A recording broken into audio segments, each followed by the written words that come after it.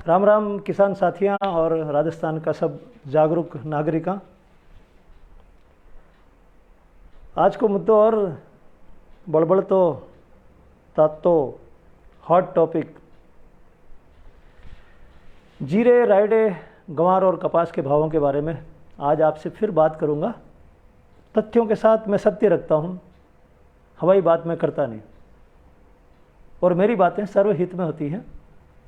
और मैं हूं डॉक्टर अशोक चौधरी, अभिनव राजस्थान पार्टी से। एक पार्टी है राजस्थान की, अपनी पार्टी है, सबकी पार्टी है, अपने ढंग से काम करती है, ढोंग तमाशे झूठ और झांसे करती नहीं है।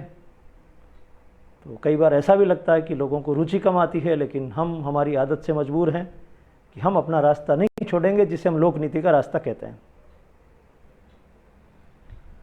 आज मैं आपको राजस्थान की 4 फसलें जो खासकर पश्चिमी राजस्थान में होती हैं उनके बारे में बताऊंगा। जीरे के बारे में, ग्वार के बारे में, रायडे के बारे में और कपास के बारे में। जितनी जानकारी मेरे पास है वो आपके सामने रखूंगा। क्या पता ये जानकारी काम ही आ जाए। और मेरी ये जानकारी जो सट्टा लगाते हैं उनके लिए नहीं है, स्पष्ट बता देता हूँ। जो सट्टे का खेल खेलते हैं उनके लिए नहीं है। मेरी जानकारी केवल और केवल उनके लिए है जो खुद ये चीज़ उगाते हैं, उनके लिए है। तो ध्यान रखें कि कहीं मेरी बातों के आधार पर कोई सट्टा वट्टा ना लगाए। मैं उसके सख्त खिलाफ हूँ। मुझे बिल्कुल भी वो चीज़ पसंद नहीं है कि लोग सट्टेबाजी करें, क्योंकि जो भी लोग सट्टेबाजी करते हैं, चाहे किसी भी तरह की करते हैं, अल्टीमेटली उनको नुकसान होता है। ऐसा आपको भी पता होगा, ऐसा मेरा अनुभव है। सबसे पहले बात करें जीरे की। आजकल टॉपिक इसी का चल रहा है। जीरे के भाव अब धीरे धीरे ऊपर चढ़ रहे हैं। बाजार में हल्ला ज़्यादा है, 61,000 तक का हल्ला पहुंचा है, लेकिन अभी उतने भाव है नहीं। 61,000 जो भाव होता है वो एक आध ढेरी का होता है, हल्ला उसका ज़्यादा होता है कि यहाँ तक पहुँच गया, यहाँ तक पहुँच गया। बाकी भाव यही चलते हैं, 40, 41, 38, 33 भी पहुँचते हैं। उसमें फ़र्क है भाव में।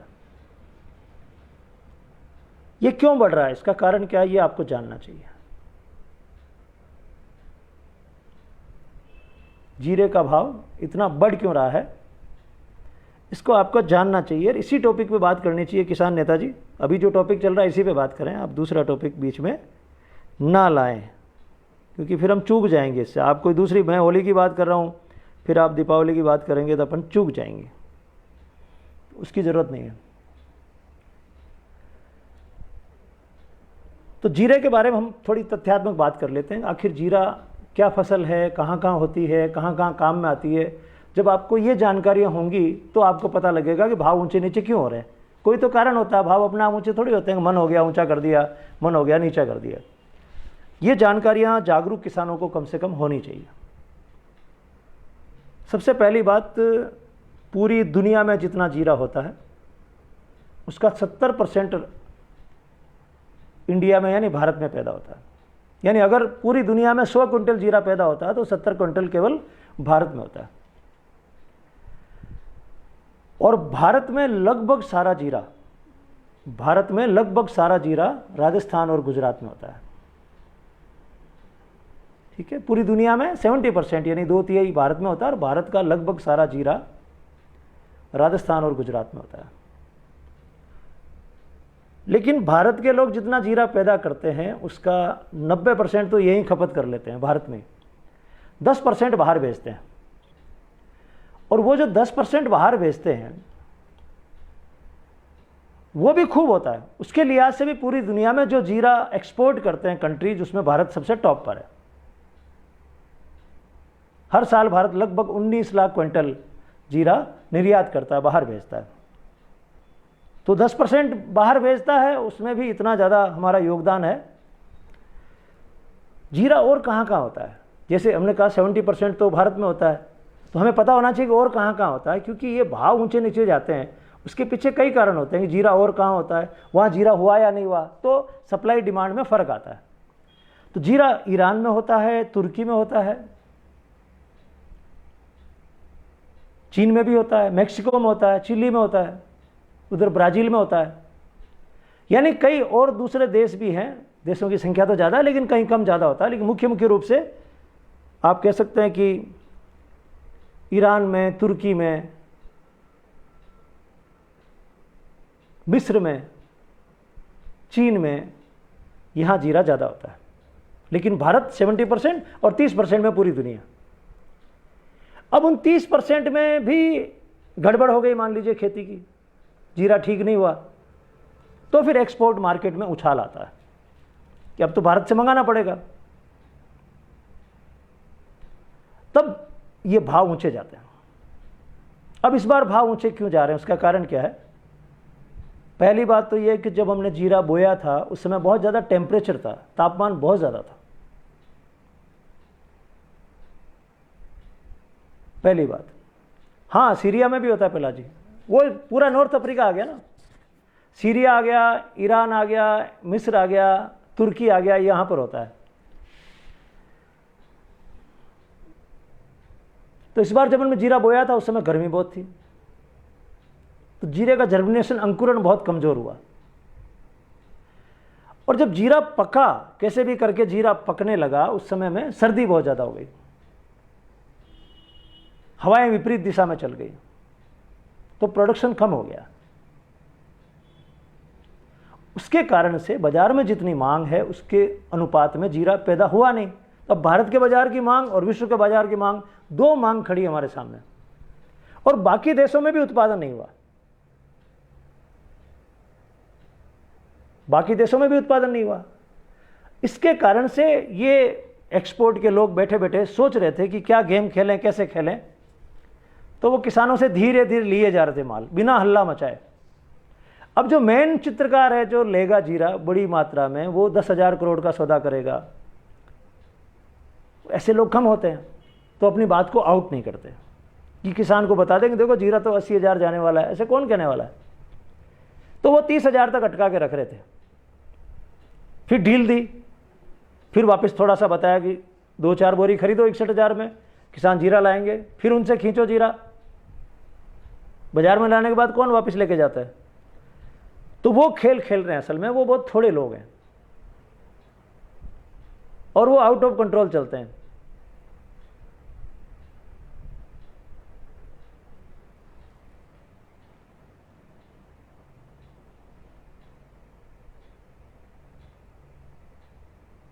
एक यार कभी कभी क्या है कि मेरे बीच में ये कोरोना टाइप एलिमेंट आ जाते हैं, हटाने पड़ते हैं। तो जीरे का उत्पादन कम हुआ है और मांग ज़्यादा है। मांग तो वही है, अचानक से लोगों ने जीरा ज़्यादा खाना शुरू नहीं कर दिया, लेकिन उत्पादन कम हुआ है उस मांग की तुलना में, तो भाव बढ़ना ही है। आपको जीरा बोते हो, लेकिन आपको जीरे की कुछ क्वालिटीज़ के बारे में मालूम होना चाहिए कि इसमें एंटीऑक्सीडेंट होता है, एक एलिमेंट होता है इसमें फ्लोवोनॉइड, और वो एंटीऑक्सीडेंट होता है, शरीर के लिए बहुत ज़्यादा काम की चीज़ है। गैस को रोक देता है, अपच को रोक देता है, कैंसर होने के चांस बहुत कम कर देता है। ये जीरे के उपयोग हैं, इसलिए हम लोग इसको मसाले के रूप में काम में लेते हैं। अब जिस चीज़ को लेकर जल्दी हो रही है दोस्तों कि जीरा रखें या बेचें, तो मैं हमेशा से कहता हूँ, मैंने ग्वार के भाव बताए थे, उस समय भी ये कहा था कि आप टुकड़ों में बेचा करो, एक साथ मत बेचा करो, जल्दबाजी मत करो। आप टुकड़ों में बेचो। आपके पास अगर 20 क्विंटल जीरा है तो उसको टुकड़ों में बेचो, 6-6 क्विंटल बेचो। जब निकाल रहे हो उस समय बेच दो कुछ, फिर रखो, फिर बेच दो, फिर रखो, फिर बेच दो। ऐसे बेचोगे तो आपको एवरेज भाव अच्छा मिलेगा। ये एक प्रिंसिपल है इस मार्केट का। आप उस समय सारा बेच देंगे तो बाद में जी दुख पाएगा कि यार भाव बहुत ज़्यादा बढ़ गया। अभी जिन लोगों ने बेचा होगा कम भाव में, 18, 19, 20 हज़ार में, 25 हज़ार में बेचा होगा, उनको अंदर से परेशानी हो रही होगी कि काश हम भी रोकते। तो टुकड़ों में बेचना चाहिए। आगे भाव कैसे जाएंगे अभी नहीं कह सकते, कोई भविष्यवाणी नहीं हो सकती कि भाव और ज़्यादा जाएंगे। लोग तो फेंकने को कुछ भी फेंक देंगे, कोई कहेगा 1 लाख रुपए चले जाएंगे, हो सकता चले भी जाएं, लेकिन मैं इन चीज़ों के बहुत खिलाफ हूँ।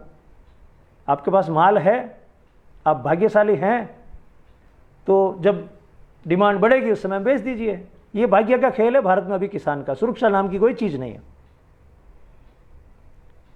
सुरक्षा कब होती? सुरक्षा तब होती जब इन भावों का कोई कंट्रोल होता और जो इंश्योरेंस की पॉलिसी है वो 100% सही ढंग से लागू हो जाती।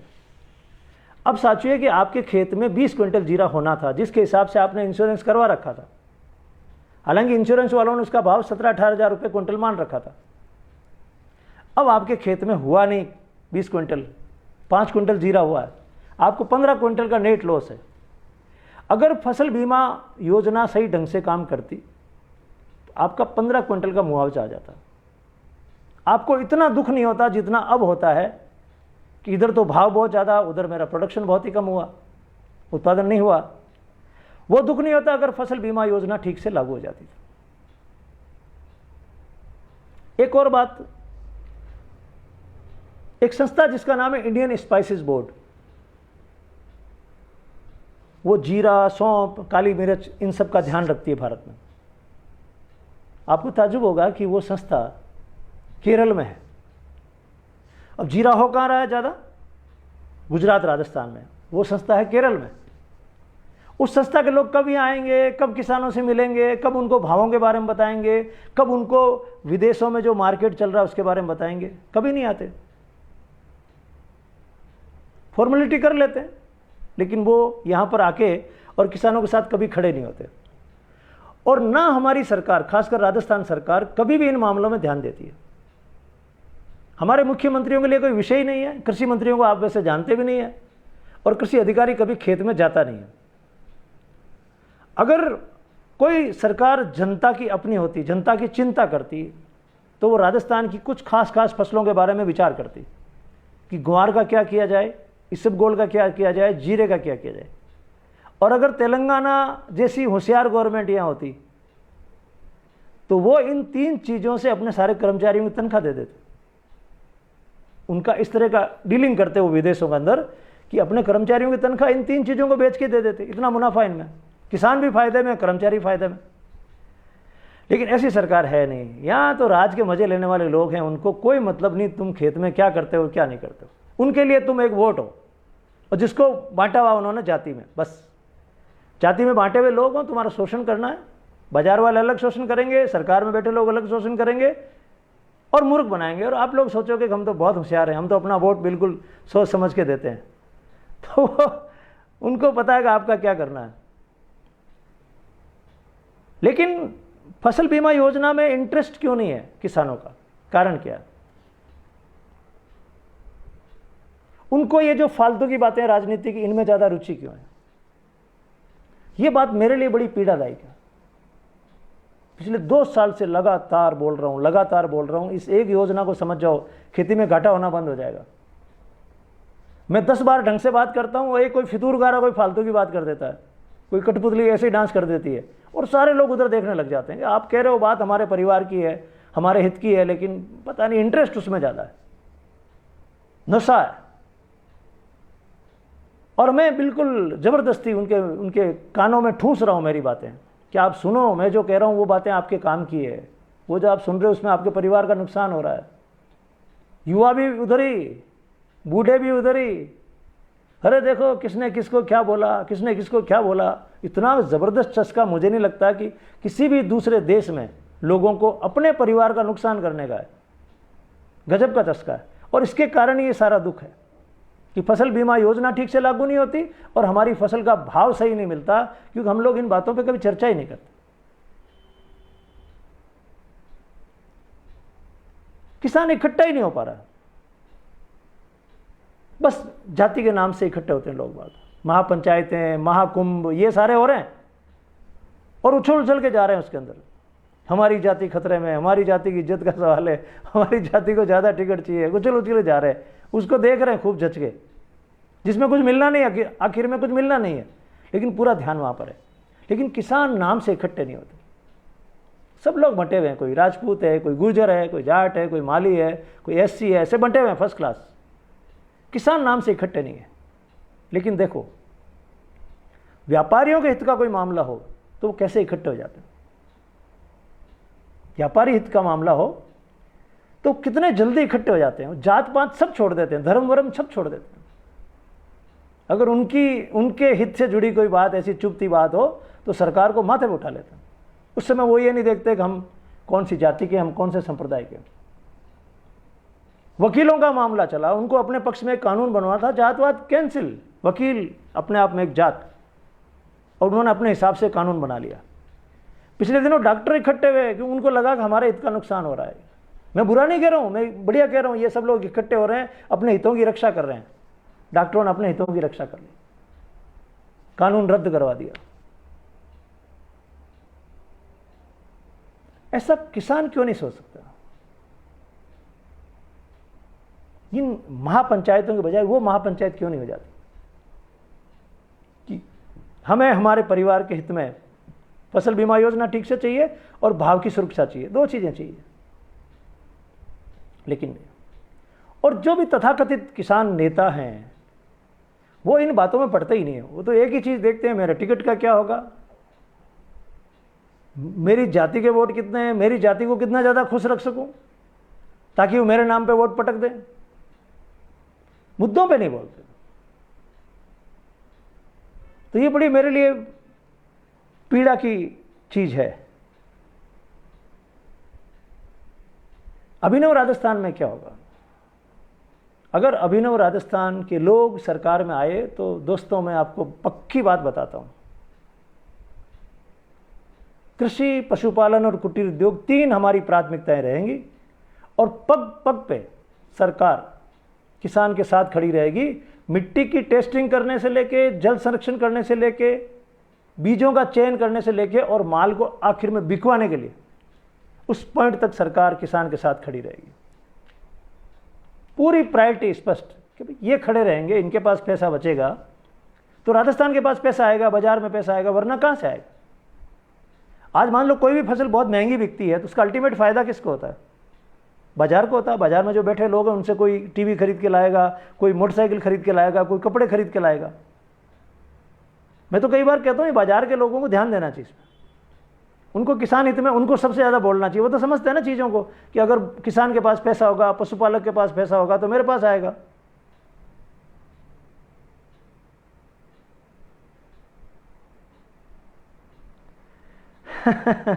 राजेंद्र कह रहे हैं कि एक ही जीरा और 10,000 रुपये का भाव में फर्क आ गया। बिल्कुल भाई, मैंने आज देखा है ना, मैं वहीं रहता हूं ना, आप इसी मंडी में रहता हूं, और ये चलेगा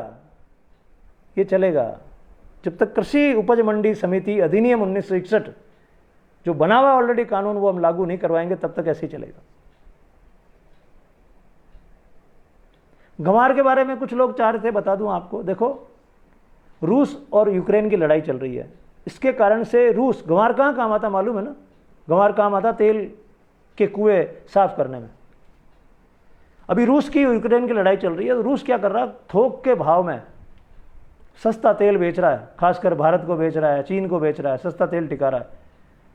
तो उधर जिनके पास जो तेल बेचने वाले हैं उनके तेल की डिमांड अब कम है।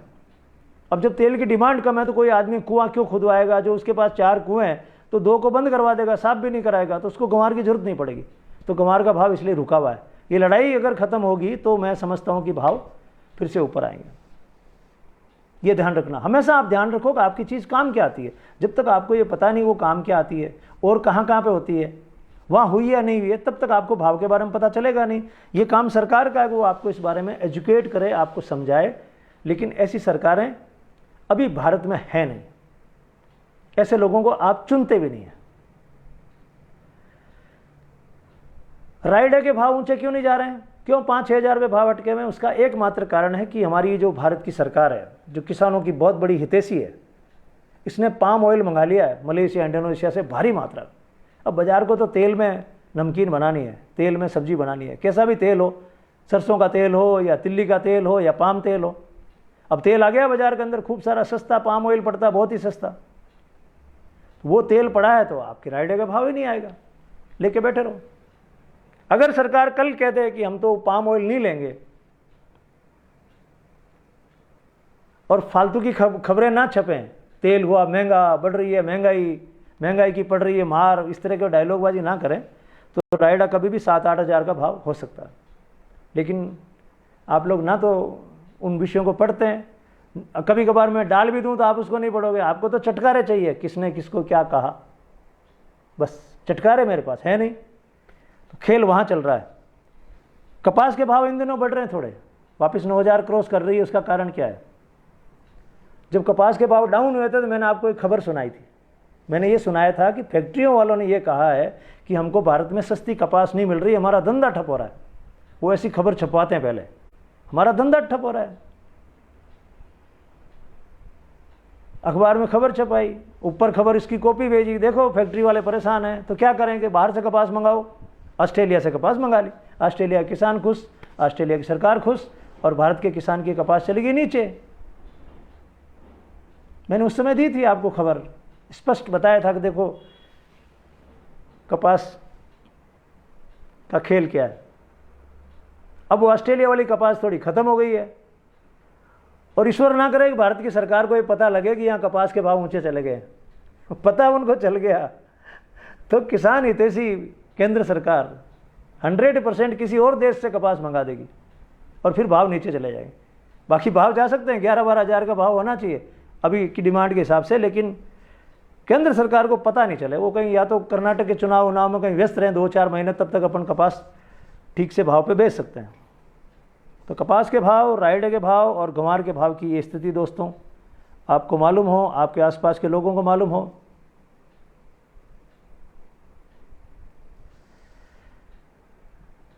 आखिर में मैं जानता हूं कि ये बहुत बोरिंग बातें हैं, ये कोई काम की चीज़ें नहीं हैं, और हमें लोग कहते हैं आप क्या चुनाव पार्टी करते हो, आपकी बातें रसीली नहीं है, चटकीली नहीं है, आप क्यों टाइम खराब करते हो। हम उनको यही कहते हैं क्या करें, हमको जैसे कोई ऊपर से आदेश मिला हुआ है।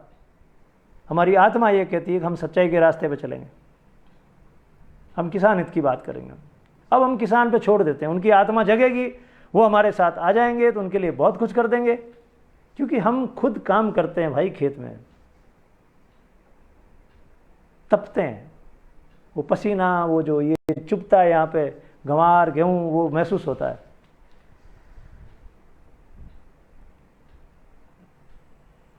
तो फिर अगर उनके अंदर कुछ झांक जाएगा, ईश्वर उनके अंदर घुस जाएंगे, वो हमारे साथ आ जाएंगे तो कुछ अच्छा कर देंगे। लेकिन अब अपनी अपनी बात है, मौका लगने की बात है। किसी को मौका लग जाता है, किसी को नहीं लगता है। पूरी दुनिया ऐसी चलती है, तो उसका इंतजार कर रहे हैं और इस पार्टी को लेकर चल रहे हैं, लोगों के बीच में जा रहे हैं। जयपुर की जो दुनिया है उस दुनिया में हम कहीं है नहीं, गिनती में नहीं है, और इधर हम गांव गांव घूम रहे हैं और लोगों को उनके विषयों पर जागरूक करते हैं। ये हमारा काम है। हमारे कई शुभचिंतक कहते हैं क्यों टाइम खराब करो। हम कह रहे हैं हाँ भाई, आप इसको टाइम खराब करना कहते हैं। वो जीत गया, ये जीत गया, तुमको क्या फ़ायदा हो, कोई जीत गया तो तुम बिना मतलब का हेडेक क्यों रखते हो दिमाग में। कोई जीत गया, उससे तुमको क्या फ़र्क पड़ा, तुम्हारे परिवार पर उसका क्या असर हो रहा है, कौन सा तुम्हारे लिए कोई नीति बनवा रहा है। लेकिन कई बार होता है कि अपना घर जला के और रोशनी देखने का जो मज़ा है कि मेरा घर जल रहा कोई बात नहीं, लेकिन रोशनी देखो। अब ये खटका, ये परोपकार केवल राजस्थान के लोग कर सकते हैं। हमारे परिवार का नुकसान हो रहा, कोई बात नहीं, होने दो। वो जो लोग हैं उनके परिवार का नुकसान नहीं होना चाहिए, उनका हम ध्यान रखेंगे। और वो ये चीज़ जानते हैं अच्छे से कि इनकी ये महापंचायत, ये महाकुंभ, पता नहीं क्या क्या कराओ, इसके अंदर इनकी रुचि है। घुमाओ, चित्रकार अपना काम कर रहा है।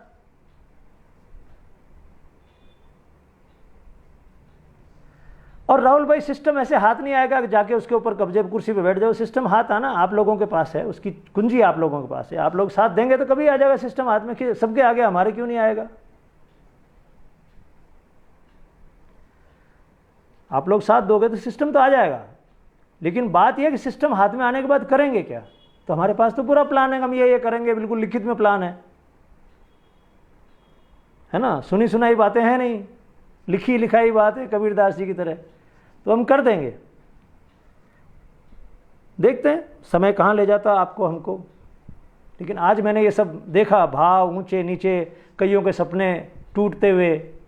अरे यार, मेरे पास 10 कुंटल जीरा था, इस भाव में मेरे इतने रुपए का होता। वो जब सुनता हूँ तो मुझे बड़ा पछतावा होता है कि यार क्या राजस्थान के किसान का पसीना, उधर फिर आंख से आंसू और फिर दिमाग में पछतावा। ये सब क्यों है यार? ये सब क्यों है?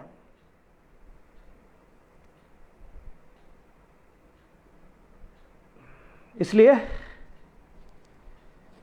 बात दिमाग में आ जाती है, कुछ करें इनके लिए यार। बैठे बैठे क्या करें, कोशिश तो करें। कल को कोई ये ना कहेगा आपने कोशिश ही नहीं की, हमको कहा ही नहीं। तो अभी हम लाखों लोगों को ये बात कह सकें, लाखों लोगों को बात। कल को ना वे आप तो घर से बाहर नहीं निकले, आपने कभी हमको कहा ही नहीं हमारा साथ दो, अब आपको कह रहे हैं हमारा साथ दो। 23 अप्रैल को हमारी जनसभा है बीकानेर में, मोहता भवन पुराने बस स्टैंड के पास में। 11 बजे से 2 बजे तक यही बातें होंगी वहाँ पर। आना अच्छी संख्या में, आपकी आत्मा जग जाए, आपका दिल कह दे कि चलना चाहिए इस आदमी के साथ में, तो आप आना। उस दिन भी यही बातें करेंगे। और जब इतने लोग इकट्ठे होके ये बातें करेंगे तो बात में वजन आएगा। तो हम काफ़ी कुछ समस्याएं किसानों की वैसे ही सुलझा देंगे चुनाव से पहले पहले। खूब शुभकामनाएं दोस्तों। जिनका जीरा, देखो अब मैं थोड़ी फिलोसफिकल बात करता हूं। देखो जिन्होंने जीरा पहले बेच दिया कम भाव में, उनसे मेरी हाथ जोड़ के विनती है कि वो पछतावा ना करें। कोई बात, अपनी किस्मत में इतना ही लिखा था, जो मिला है वो ठीक है, आगे के लिए काम करें कुछ। और जिनको अभी भाव अच्छा मिल रहा है, 40,000 50,000 का भाव मिल रहा है, खूब सारे पैसे मिल रहे हैं, उनसे भी मैं हाथ जोड़ के कहता हूं कि वो इस पैसे को उड़ाएं नहीं, फालतू के खर्चों में नहीं उड़ाएं, अपने परिवार के रहन सहन में, शिक्षा में, स्वास्थ्य में काम लें, बचत करें, इस पैसे को रखें अपने पास। ये नहीं कि जो पैसा आ गया उसको उड़ाने के बाद ही सांस रुकेगी या उसके बाद ही मैं आराम करूंगा। एक सज्जन पूछ रहे हैं कि क्या भाव जा सकता है, 50 बोरी अभी भी रखी है। मैंने आपको बताया ना, अगर आपकी घर की बोरी है तो धीरे धीरे इनको टुकड़ों में बेचते रहो ताकि एवरेज अच्छा निकल जाए। सबको एक साथ रोक के मत रखो और सबको एक साथ बेचो मत, ये फॉर्मूला हमेशा रखो। आपको कोई भी ज्ञानी ध्यानी कहीं से नहीं बता पाएगा कि इसका भाव क्या जाएगा। और वो जो चित्रकार, जो मेन खरीदार है, वो तो मैंने कहा ना 2-3 लोग हैं, वो आपको बताने आएंगे नहीं। और सरकार आपके पास कोई है नहीं जो इन बातों के बारे में आपसे बात करे। आपने बेच दिया है, बहुत अच्छी बात है, अच्छी बात है। 20 बोरी बेच दिया, अभी 50 बोरी है, 20 और बेच देना, फिर 30 बेच देना, बस आराम से बेचो। लेकिन पैसा खूब मिले, उस पैसे को बचा के रखना, उसका सत्यानाश मत करना।